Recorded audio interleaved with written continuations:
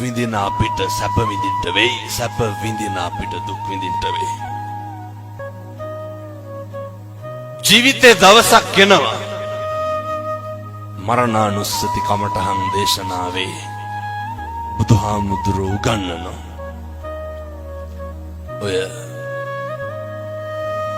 මේ ඉඳගෙන ඉන්න විදිහට නෙමෙයි සමහර විට හෙට ඉන්න වෙන්නේ. ඒ හින්දා තරහා ගන්න පුරුදු වෙන්න. අර මතකද දැන් අවුරුදු 2ක් විතර ඇති. දක්ෂ ව්‍යාපාරිකයෙක් තාත්තා කෙනෙක් කෝටි ගාණක බිස්නස් එකකට එළියට බැස්සා.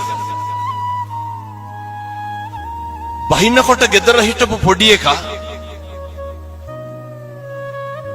ගල් කැටයක් අරගෙන කාර් එකේ අතුල්ලනවා.